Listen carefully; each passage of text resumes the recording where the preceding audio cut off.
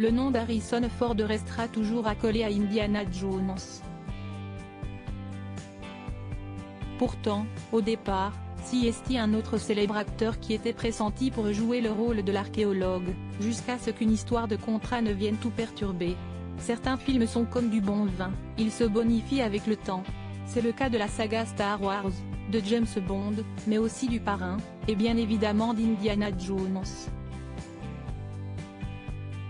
Voilà plus de 40 ans que le professeur Jones est parti à la recherche du trésor dans les aventuriers de l'Arche perdue. C'est George Lucas, le créateur de Star Wars, qui a donné vie à ce célèbre archéologue et à son chapeau légendaire.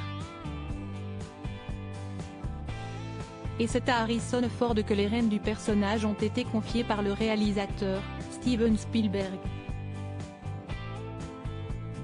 Au total, 5 films ont été réalisés, dont le tout dernier, Le Cadran de la Destinée, sorti en salle à la fin du mois de juin.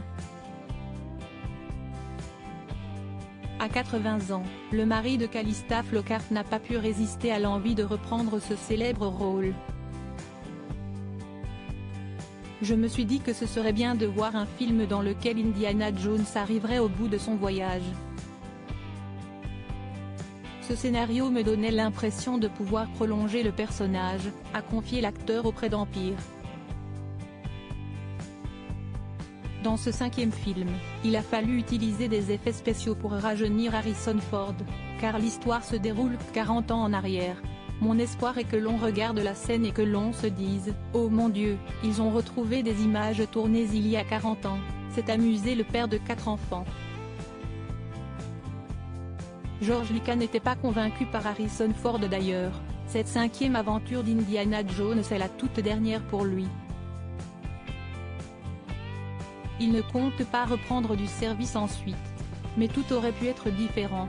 Au moment de la réalisation des Aventuriers de l'Arche perdue, George Lucas n'était pas favorable à l'idée de faire jouer un acteur avec lequel il avait déjà travaillé. En effet, Harrison Ford incarnait également Han Solo dans Star Wars et le réalisateur avait peur que les téléspectateurs fassent la confusion. Un casting a donc été organisé et c'est Tom Selleck qui a retenu l'attention de George Lucas et Steven Spielberg.